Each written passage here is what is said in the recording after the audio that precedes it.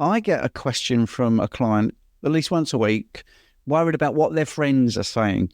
Their friends are ignoring how good the person that's sending the message looks, the fact they're off meds, their body composition's got better, their blood pressure's down, blah, blah, blah, whatever. Doesn't matter. Their friends have these questions. So this person said, when someone finds out that I'm eating this way, these are the top questions.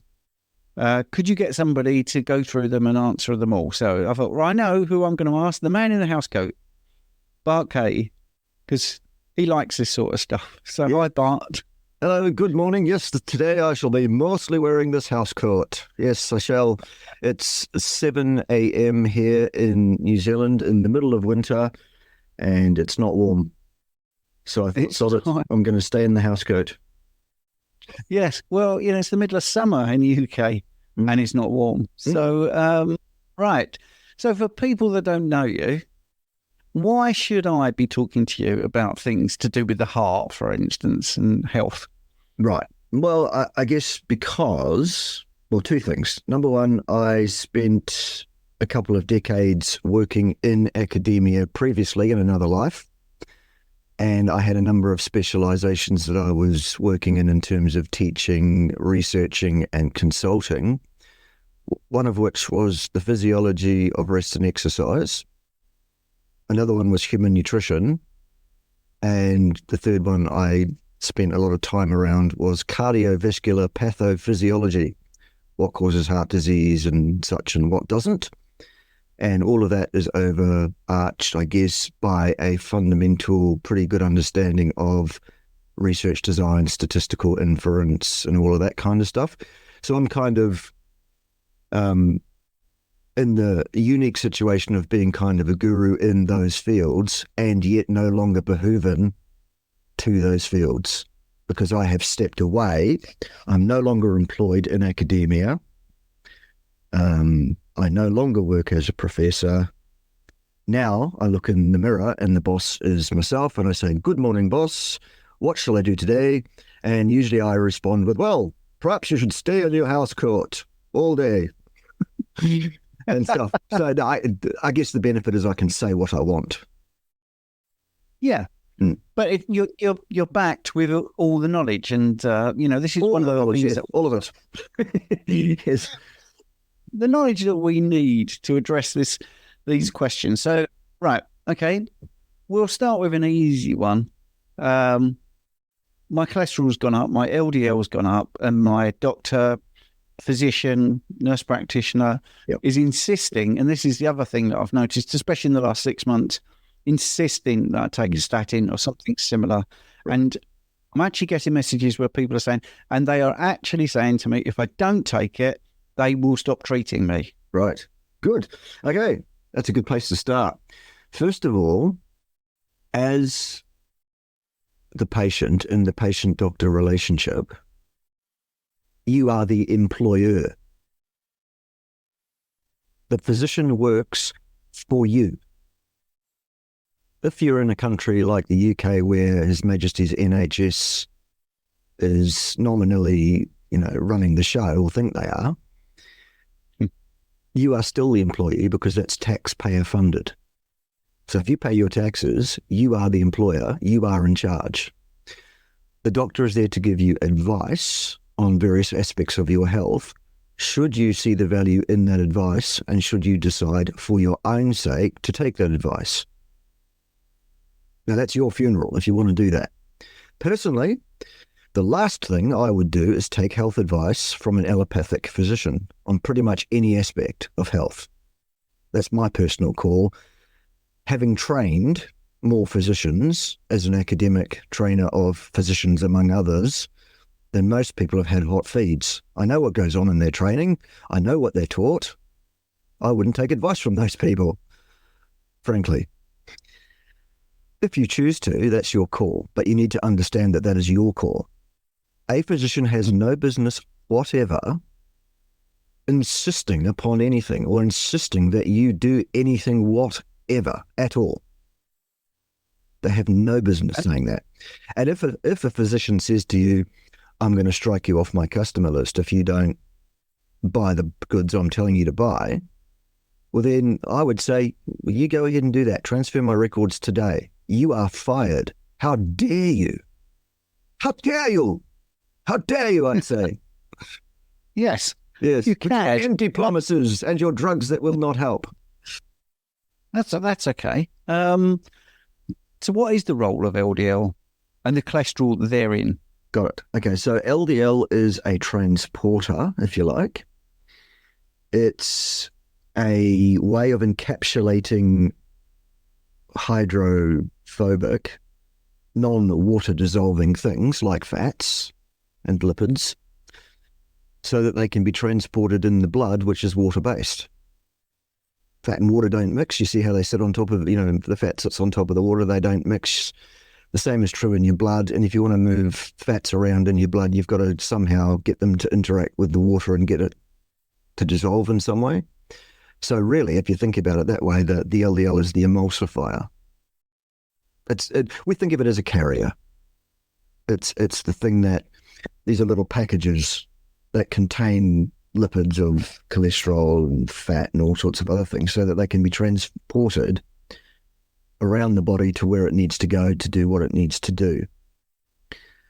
The lipoproteins, including LDL, all exist precisely because there is a length of DNA that encodes for their production.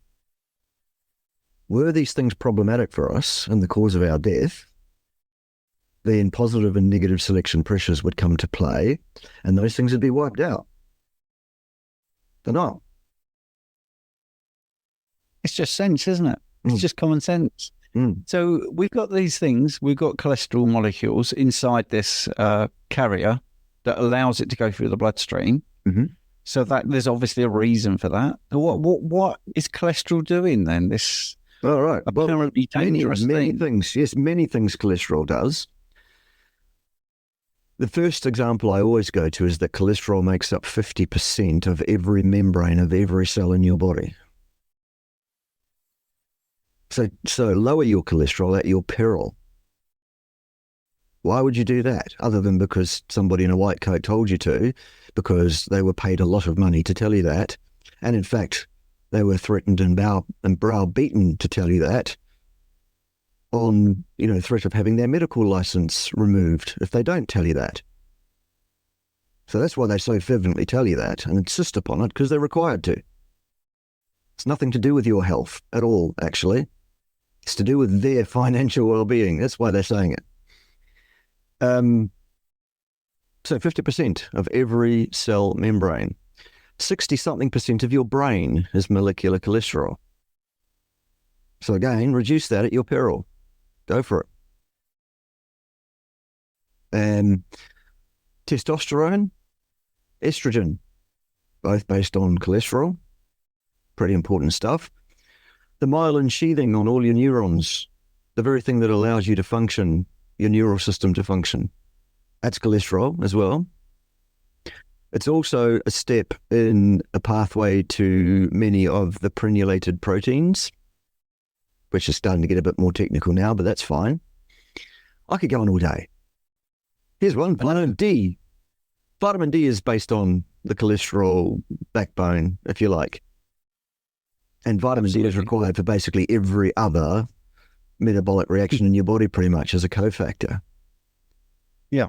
The act of attempting to lower your cholesterol pharmacologically is inane, nonsensical, dangerous and contraindicated, and you should not do it under any circumstances. I think that's pretty clear. One of the things I like is common sense. If you eat less cholesterol and you forget all the medications, your body makes more. And I think, to me, that's pretty clear, isn't it? Your body needs it because it doesn't make stuff that's going to make things worse for you. Yeah. I think we've nailed that one. I'm pretty happy with that. Cool. Let me just say one more thing about statins before we do move off it, though, Stephen, because I think this one's also pretty important. Cholesterol is biosynthesized by the human body according to requirements. When you're not eating enough, your body will make more according to the instructions that your genes are receiving via being placed in an environment in which those genes are placed at any given time. All right. It is made from a base starting point ingredient called acetyl coenzyme A, which is the first intermediary of the tricarboxylic acid TCA or Krebs cycle. The drug, the HMG coenzyme A reductase inhibitor, statin, works about 2 or 3 steps up the chain from acetyl coenzyme A in terms of the production of cholesterol from non-cholesterol precursors. Cholesterol itself is about 2 or 3 pages downstream of that in the KEGG pathway. When you look it up online, you go, oh, right, where's cholesterol from this point where this drug is working? And it's like 2.5 pages further down on this page, the next page. Oh, there it is there, all the way down there. Everything in that entire tree, all the different things that your body generates, they are all knocked down by a statin. That is really, really Russian roulette.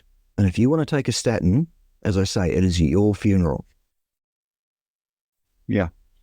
And I think what's interesting from my research is that the pharmaceutical companies have tried to raise HDL with drugs, have tried other things, and the only thing they seem to be able to do was lower LDL. So it seems like they've tried to mess around with the lipid panel in other ways, and the only way they can do it. And there is documents about this where they were looking at a different process. They were originally looking at the thrombogenic theory and really getting into it, which is interesting. I think that's something that you feel is possible as a reason for heart conditions? Well, it seems pretty clear to me based on... Well, look, let's take a step back. Biochemists, those in the medical profession and associated professions, etc., at large, tend to not have a skill that I picked up in one of my earlier specialisms before I moved to cardiovascular pathophysiology. When I was studying the physiology of rest and exercise, that was my first undergraduate degree several decades ago. We had this thing, we were studying biomechanics. We were studying how to learn complex movement skills as part of that. It was the old thing they used to call it biomechanics. And we had this thing we had to do where we had to put together what was called a deterministic model. Meaning that we had to explain successful completion of a physical skill using a diagram where in every circle was entirely explained cause and effect deterministically by what was feeding into it from the above level. Biochemists don't do that. They throw you a metabolic pathway chart and say, look, this, and they'll look in a reductionist fashion at 1 or 2 reactions within this entire cycle or tree or whatever it is in the biology and say, because this and that, then the other thing, without looking at the whole thing.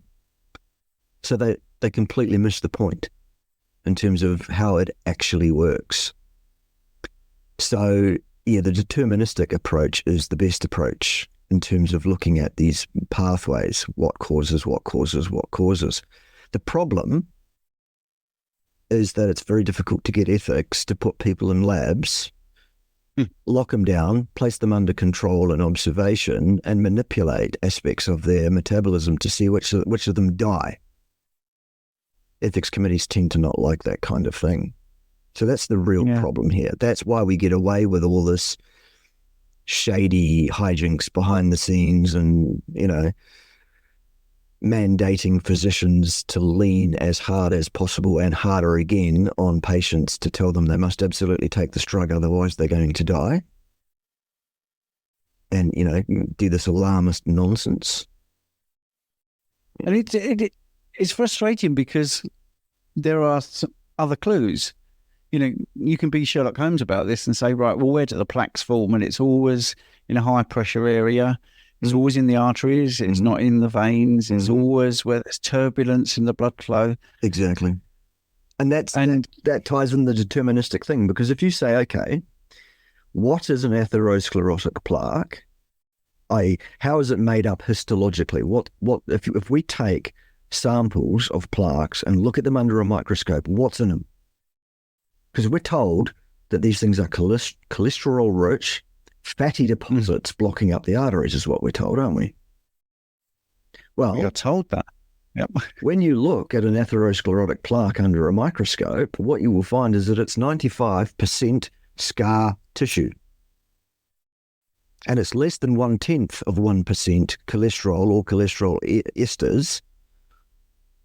So they're not cholesterol rich at all. That's a lie.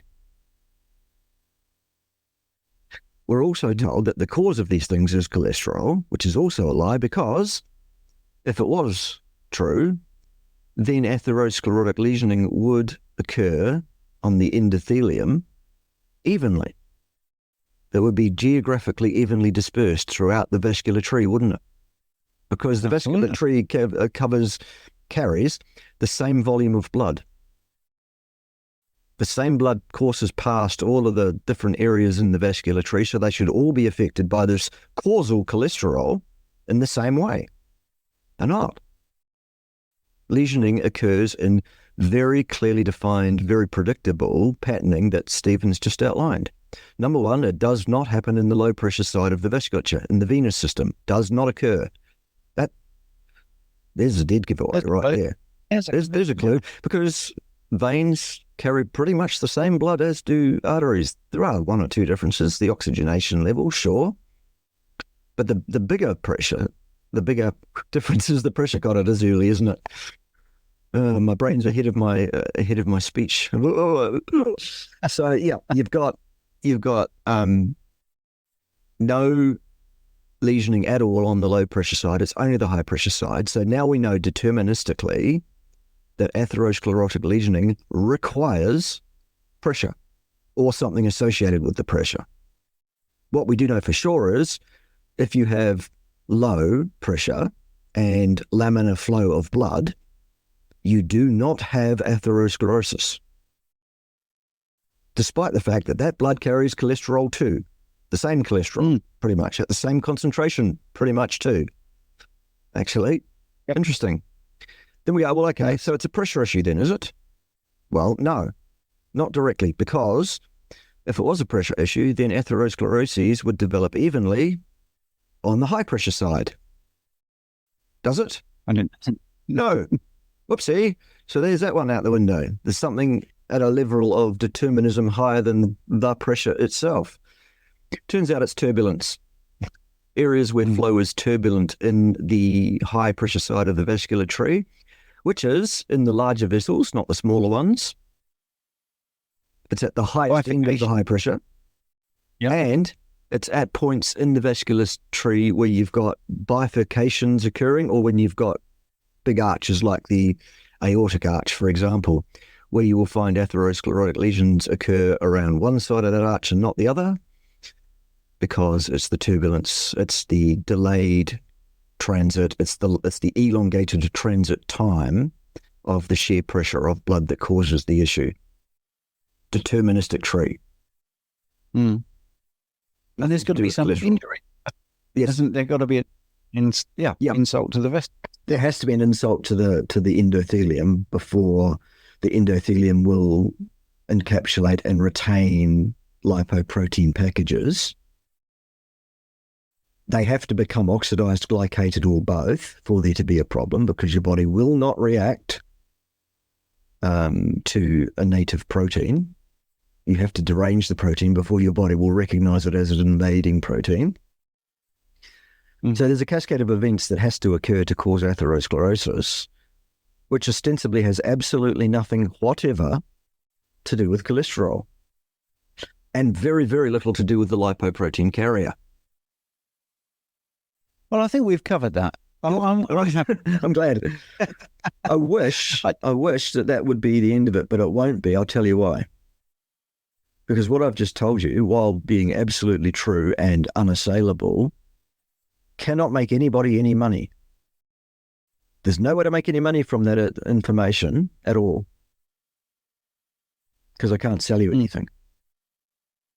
But if I can sell you a drug that will lower your absolutely causal cholesterol, well, then that's the way I'm going to go.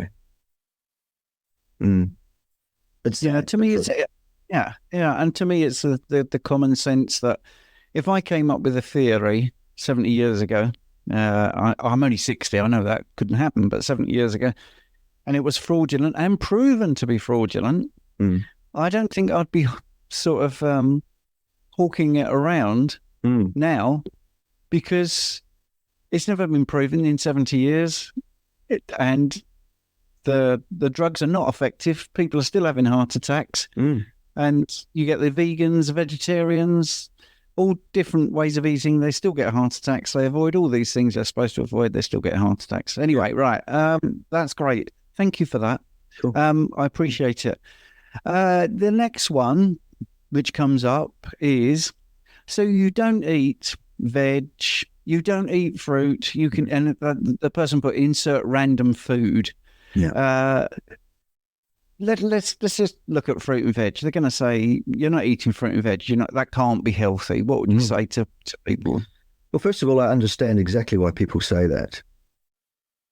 So, it's not a judgment on anyone who has said that at any stage, or indeed who still says that. Other than, what I would do is throw this challenge to you. Who told you that? Seriously, who told you that? Probably it was your let's parents. Let's play devil's advocate. I say, I saw it on the telly. Yeah, all that. Well, it must be true if it's on the telly. Yeah. It must be. Absolutely. Everything you see on the telly is true. Of course it is. Look, everybody is told that. It is one of those, I'm loath to use the word, but I will. It's one of those lies that is repeated so often with such conviction that it just simply isn't even challenged anymore.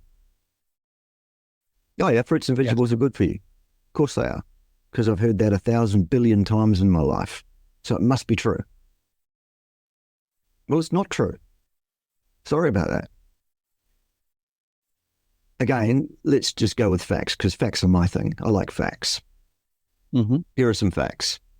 There is nothing that you will find in fruit or vegetables or plant material of any kind that you require nutritionally to live a long and healthy life. Not a single thing. You turn off my phone alarm, which is telling me to wake up. Too late. That ship has considerably sailed. I woke up some time ago. Goodness gracious. Where was I, Stephen? Sorry. Well, it's a lie. You're saying it's right. Yes. The lie of fruits and vegetables containing things that you absolutely must have and must get from your diet to be healthy and live a long life. No, that's not true. There's not a single thing in fruits or vegetables that you cannot get from meat and animal fat that you need. Let's come up with a buzz term, though. Let's call it phytochemicals. Oh, yes, the plants contain phytochemicals that you must have. No. Which one? Name me a phytochemical that I can't live long and healthy without. Shall we wait? People don't challenge. People don't ask questions about what they're told. People accept what they're told and go, oh, okay. Fruits and vegetables are good for you. No. Vitamin C, though, I guess that's on your question list too, so we'll leave that for now. Yeah, we'll come to fiber, that. though, they'll say. Well, okay, that's on the list too, probably, isn't it? It is. Vitamin C, fruit. Good. They all go together. I mean, one of the things I always point out to people is fruit and veg are not there 24/7, 365 days of the year. So what did people eat when there was no fruit and veg?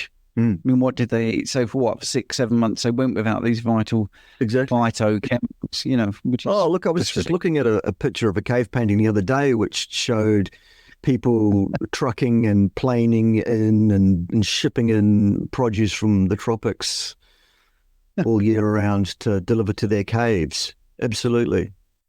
Yeah. I've never seen pictures of salads that they were preparing. And over in the corner there's a group of other men standing around with their calculators making sure that everything's right for chronometer. Well, You preempted the next couple of questions, so let's do that. Let's let you flow on vitamin C and then move in. No, let's do fibre first because it goes on from fruit and veg, and then vitamin C. Good. Okay, just the facts again. Right. The exact dietary requirement for fibre in a human being, dietary fibre, not 1 single gram ever, none at all. Do you need fibre so that you can do number 2s? No. Is fibre required for that? No. Okay, so I'll tell you it is. It's not. If you doubt me on that, what we'll do is slowly transition you, not change your diet overnight because that will mess you up, but we'll slowly transition your diet to one that contains no fibre whatsoever over a few weeks. And what will actually happen is universally your bowel function will improve vastly. There will be less volume, there'll be less regularity. You won't necessarily go every day at first, but you're not constipated and there's not this bulk of stool that's not moving. It's just that you don't actually need to be excreting something that you didn't need to eat in the first place. So there's that. Fibre, it seems, if anything, is likely to cause bowel dysfunction, perhaps, rather than actually sort bowel function out in any way. There's really only one clinical or pseudo-clinical study in existence on this pretty much anywhere in the literature. It's a study of, I think it was N equals 62 or something like that, 63, I can't remember the exact number.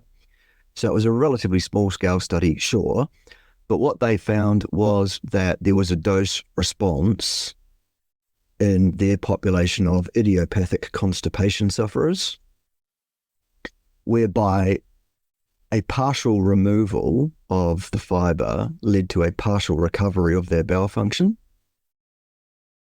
A complete removal of the fibre led to a complete recovery of all symptoms of constipation, stress, strain, anal bleeding, and all the rest of it. 100% of cases, all the time, every time, without fail. Interesting. So there's that. We don't have a cecum, an effective cecum anymore. That is now a vestigial organ. It's called the veriform appendix. It plays minor roles in your immune system these days, but certainly we don't have the capacity to be breaking down much fibre at all and producing much short-chain fatty acid out of that at all. In fact, fibre is a passenger that goes through your digestive tract pretty well untouched, and you then have to pass it out the other end at considerable effort, stress, strain, and damage to your colon. It is not supposed to be there. Our colons are designed for a hyper-carnivore diet. Designed by natural selection pressures over millions of years is what I mean by designed, by the way.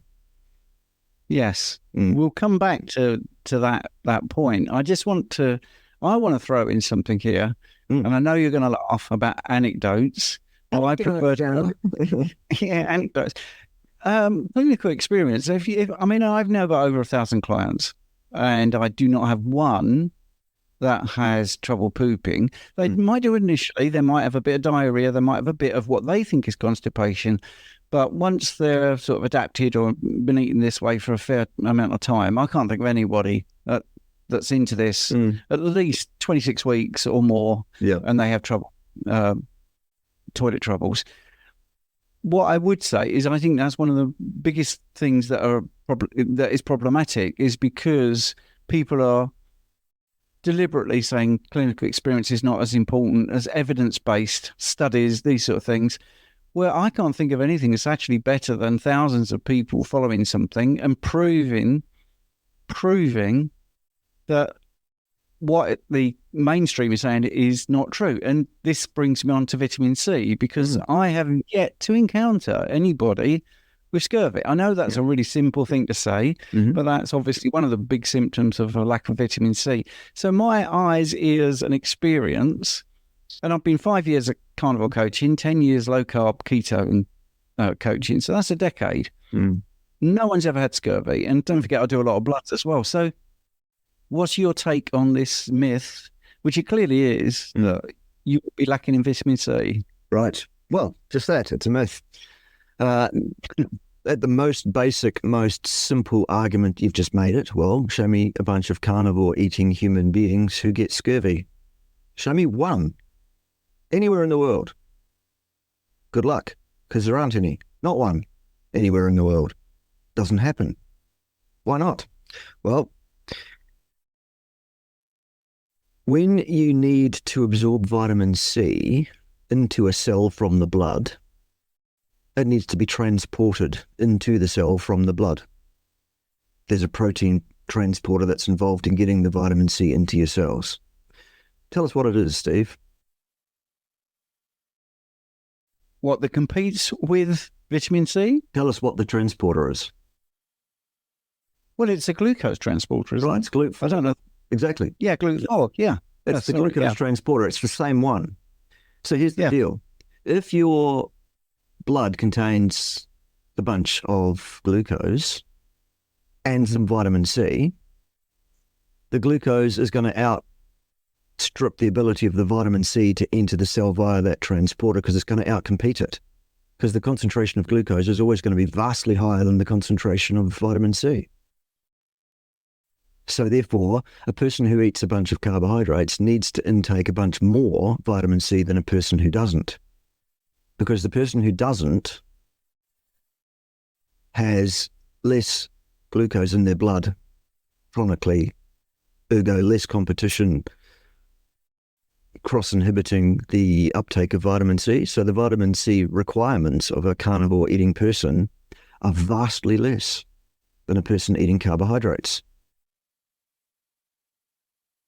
That's why we don't get scurvy. And because there's plenty of vitamin C for our requirements as a species to be found in the muscle meat of large ruminant animals. Yes. The very thing we evolved eating. Isn't that amazing? Yeah.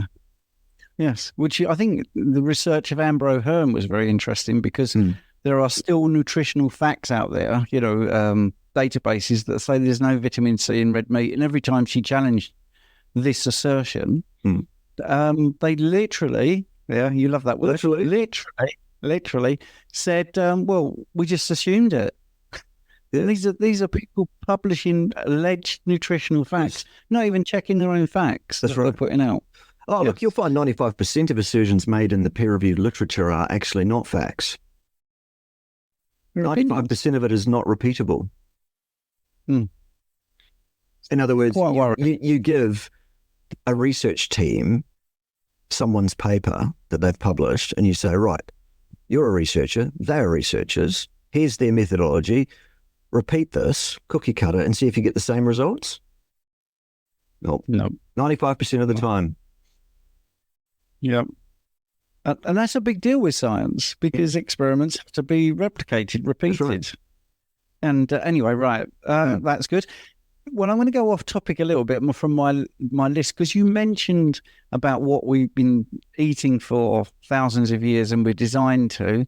Did you want to just do a little section on stable isotope testing? Yeah, sure, can do. So when I say, look, human beings have been eating the muscle, meat and fat of mostly large ruminant animals for millennia, how on earth would I know that? I wasn't there. I'm pretty old, but I'm not that old. So how do I know what people were eating thousands of years ago, tens of thousands of years ago, hundreds of thousands of years ago? The answer is, it turns out that when a human body decomposes, inside the long bones that remain for many, many, many millennia is viable collagen, which is a protein that you'll find in the long bones. That collagen is a protein that we can test for stable isotopes of nitrogen. What do I mean by stable isotope? I mean it doesn't radio decompose from one form to another over time like carbon does. So we use carbon to date something. How many years old is the skeleton? And then we use nitrogen to find out what that person ate during their lifetime, be that 100,000 years ago or 10,000 years ago or whatever, because the nitrogen isotopes in that collagen are stable. The thing that informs the nitrogen isotopes in your collagen in your body is the makeup of your diet in terms of plant materials versus animal materials. It gives you a trophic level, it's called, as, how high up the food chain are you? very, very reliable, very scientific, based on actual first principles, actual physics, the knowledge of actual physical things. And I do that because physical things aren't a reality either. That's for another day.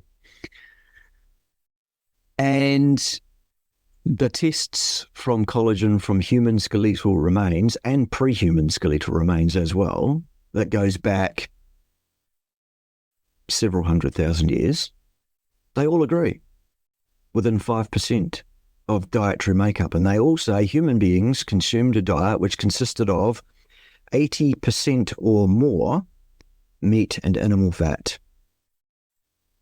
and 20% anything else, up to 20% anything else. We are obligate hypercarnivores. Simple. Yep, just simple. Right, I've got 3 more questions. How are you doing for time? I'm okay today, Stephen. I've got a gap after this until the next thing. It's amazing. Oh, that's good to know. That's good to know. Right, okay. So the next one is a real chestnut, and sorry to sigh when I say it, but I do, because I've got hundreds of success stories of people improving their kidney health, but the myth prevails. Surely eating all that meat is going to be bad for your kidneys. Right. Well, give me the mechanism then. Would be my first question. Okay, great.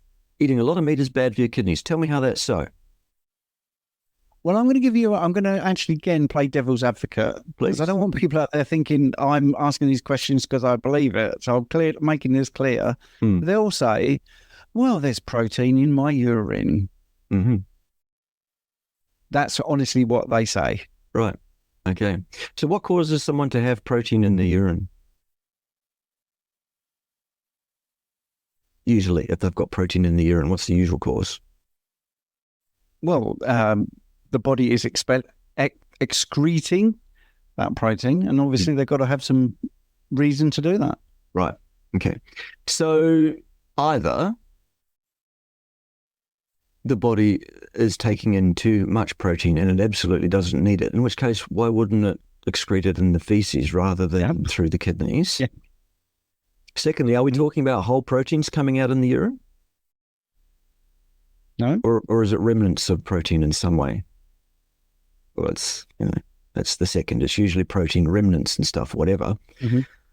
Let's cut to the chase. A person who has dysfunctional kidneys may experience the leakage of more of this kind of stuff in their urine. Sure, they may. Absolutely. Does that mean the protein was the cause of the disease process in the first place? Again, let's look at this deterministic thing. Given that a human body, the dry weight of a human body is vastly more than 2/3 protein, why would eating that very material from which our bodies are made be a problem to us in some way? Inherently, if we are otherwise healthy and functioning normally, if you have normal, physiologically functioning kidneys, what I'm telling you is no amount of protein eating will have an effect on that. You cannot cause kidney disease by eating protein. If you have kidney disease for some other reason, then there might be a reason for you to manage your protein intake in order to subserve the needs of your disease process at that time. Sure. But that doesn't say that eating protein was the cause of the disease in the first place. It wasn't.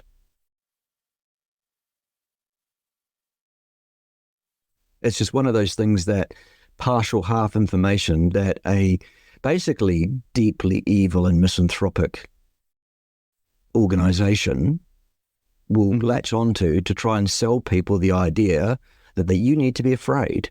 You need to be in fear of the very foods that will keep you younger, healthier, stronger, better, and faster, and make you more able to resist the deep state.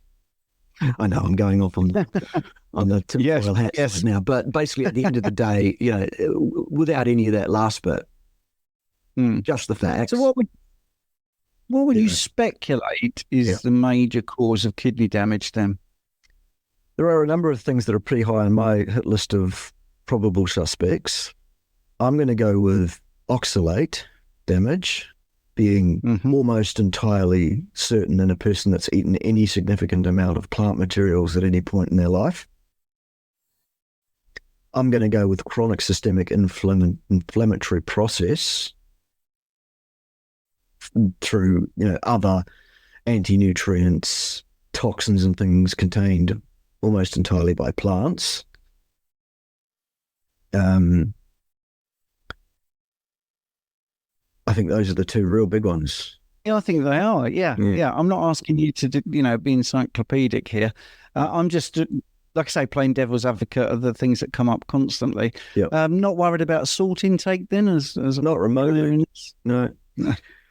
much like thirst and hunger, the human system has evolved a means of communicating with us, not using words, because physiology doesn't have words. Words are a human invention. Language is a human invention. But physiologically, behind the scenes, our brain can communicate with us about what it needs by giving us a clearly understandable, geez, I fancy some salt feeling. Yep. The same is true of hunger, and the same is true of thirst. Yeah. If you are eating the right stuff and drinking the right stuff, you can mess up your instincts by eating poisonous things that aren't food, like basically everything from the plant kingdom, it turns out. Absolutely. Yeah, not food for human beings. They will mess you up in more ways than you can possibly imagine. Inflammation, anti-nutrient status, toxins of all sorts. We could talk all day about the evils of plants and the human diet. But at the end of the day, if we're just sticking to the facts, then, I guess I've already given them to you. Well, do you want to guess the next question? So we've covered vitamin C, though. We've covered fiber, though. We've covered... I'm off track. You tell me. Yeah, that's okay. That's all right. It's early in the morning now. Yeah. What about tanking your T3? Oh, yes, the thyroid issue. Yep. Yes. Okay. There seems to be a connection between a person who eats very, very low levels or zero carbohydrates to speak of, and who also does not eat sufficient protein. Those people tend to end up with thyroid problems, electrolyte problems, muscular problems, all sorts of things. Simply because the human body, while it is not evolved for consuming carbohydrates, and while carbohydrates are required in exactly not 1 single gram ever, you do need protein. And people tend to underdo it at large on protein, especially people who are following a ketogenic lifestyle, because everybody who's a ketogenic lifestyle advocate understands that if you eat too much protein, then you will be kicked out of ketosis. And so they avoid eating protein as well. They have high-fat diets that are too poor in protein, no carbohydrates to speak of. Well, it's no wonder your thyroid system falls to bits. Get some protein into you. A minimum of 2 grams per kilo of lean body mass per day, preferably in one bolus. Minimum. Now, there is such a thing as too much protein as well, but that's not today's concern. Not too much anything. Well, yes. Too much water. Too much oxygen will kill you. Yeah. Too much of anything. Yeah. Right. Well, I'll clue you in on the next couple then, because as I now know you've not got to rush off, there is a couple of other things I wanted to cover, so I'm going to cover them down. What about slight elevation of ALT and AST on this way of eating, especially if you train and work out? That seems to be something that people worry about. Again, plain devil's advocate, it's not something that worries me, because you need some other markers as well and some context. But yeah, look, people often come to me clinically and say, "Oh, look at my bloods, look at this, look at the the liver function here," for example. To which I go, "Geez, that's interesting. Tell me, what symptoms are you experiencing that would lead you to believe that your health is compromised in some way?" Well, nothing. I've just got these blood results. I feel fine, but I'm concerned about these blood results. And I'm like, well, what do you think the interpretation of your blood results are based on? I don't know. Well, let me tell you. what they'll do is they'll compare your ALT-AST ratio, if you like. It's a quotient rather than a ratio, but anyway, that's not for another day. And they'll compare you to Joe average, to a population average, and see how many Z-scores, standard deviations, or whatever you are away, high or low, from the average value of the population. That's what they do. Well, let me ask you this, Stephen. Why on God's green earth would you want to be average on anything related to health? I want to be optimal. As near as possible. So let me ask you again, how do you feel with this elevated ALT-AST? Well, that's strange enough. I have got elevated ALT-AST and I feel fantastic and I do work out. Right, are we done then? I think we're done. Sorry? I think we're done with that. I think we're done with that one. Yeah. Look, the same thing is true of any blood value that you'll get. People are absolutely fixated on testing their blood and getting results on their blood, and then they interpret the results based on what's average and make a judgment on whether they're doing the right thing for their health or not without reference to how they feel and how they perform and how they interact with the world and stuff. Yes, I had this last week. Yes, I had this last week. A client sent me their bloods, a full panel, well woman, that sort of stuff. They're worried well. Yes. Yeah, and she came online and I said, I've looked at your bloods and they're perfect, aren't they? How do you feel? And she went, terrible. Yeah. So, yeah, because they were all on average. People feel like shit, don't they? Yes. Yeah. So, yeah, I'm totally with that. Right. So I'm going to ask a couple of bonus questions, and if that's all right. And then when we get off the recording, I've got two things I want to show you, which I think you'll be interested in. Okay. Right. Okay. Ozempic. What are your thoughts on that? The miracle weight loss drug. Yeah. GLP-1 agonist. Yes. Yeah. Okay. The reason that 99.99 something % of the time, and that's the number I just get to guesstimate. That's not tapping data, so don't get too excited, folks. I'm just saying the vast majority of the time is what I really mean. A person with elevated blood glucose chronically, someone who is defined by reference to their normal, to the average normal as being a type 2 diabetic. The reason for that is because the cells of their body are not accepting glucose from the blood as a fuel source. The sugar is locked out, if you like, from being used. Why is that? Well, because there is perfectly sufficient energy containing substrates, if you like, carbon skeletons already there that the body can use for oxidative purpose in the form of fats. Fats and sugar tend to cross-inhibit each other in terms of entry to the mitochondrial energetic pathways. It's a thing called the Randall cycle, which I'll be doing another updated video about soon, because the more I study the thing, the more I realize how little I understood about it before.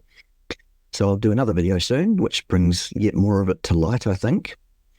But anyway, at the end of the day, what is happening in the vast majority of the time when someone's blood glucose is elevated is because that situation is in effect and those cells are not accepting glucose. And that's a good thing, because too much glucose inside a cell will destroy that cell. It's poisonous. Yes. So we need to lock it out. Of course we do. Yeah. And that's what the body does. Again, it's dictated by a mechanistic bit of kit, if you like, piece of machinery within the metabolic machinery, which is a physical thing, that disallows this. It's a self-protective thing. It's not a pathology. Most people will call it insulin resistance. And they'll say it's the underlying pathology for diabetes and such like, and all of that. Absolute, utter, gut-rotten nonsense. It's nothing of the sort. It's a developed self-protective mechanism that is indicated useful and, should not be looked on as any kind of pathology, let alone that it should be rectified by giving you a drug which basically circumvents this Randall cycle mechanism and forces that cell to drain the glucose out of the blood into the cells. Great, we solved the high blood glucose issue. Yes, but you've also compromised every cell that you've forced to absorb sugar that it doesn't want in so doing. Here's a drug that does what it says it does. We can charge people billions for it. We've solved your high blood sugar issue. Great, but we're going to kill you just as quick by destroying your cells with glucose. It's criminal. It's as criminal as the statins we were talking about earlier. It's all based on the arrogance of thinking that we understand human physiology better than 4,500 million years at least of evolution. It is exactly that. It's arrogance, it's reductive thinking, and it's nonsense. Right, I'm gonna end with a really simple one. Good. And again, it's as soon as I say it, you go, yeah, that comes up a lot. Leg cramps. Yep. I'm getting leg cramps because I've gone this way I started this way of eating and I'm getting leg cramps. What's going on?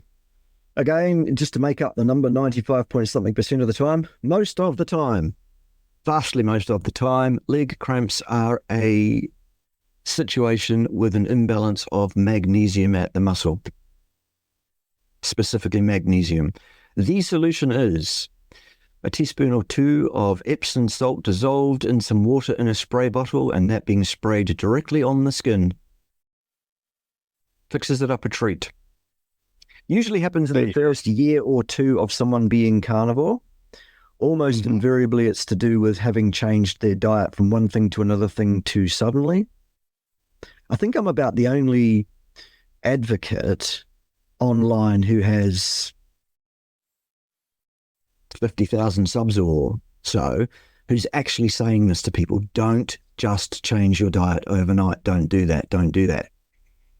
I know some of the bigger or more subscribed advocates of carnivore diet are just telling people, don't worry about it. Just do it. Go carnivore yesterday. It's great. I don't agree. I think that's a bad idea. Yeah, I think a slow transition is best. Yes, absolutely. So anytime you want to change your diet from anything to anything else, my advice would be to do it slowly.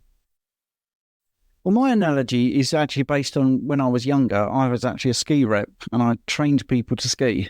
Well, imagine me saying, well, it's great, it's easy. All you do is you're on 2 planks of wood, basically, and you're going down a hill on the snow. So let's start on the Olympics slopes. Let's do that. Yeah. Awesome. Well, it's just going to injure me and be ridiculous stress and everything. So let's just do it nice and simply and go up, one height, then the next height, and then the next height, and just do it over the next 2 weeks. And by the end of the 2 weeks, it'll be a dream to go on the Olympic slope. It won't be a nightmare that you'll never get over. Yeah. So I think you're wrong about that. I think we, Richard and myself, when we do our lives, we always tell people to consider to do it slowly, to transition slowly. Yeah. Look, I know absolutely that there are people who watch my stuff, who subscribe to my stuff, who also have channels who say what I say in that regard. And that's great.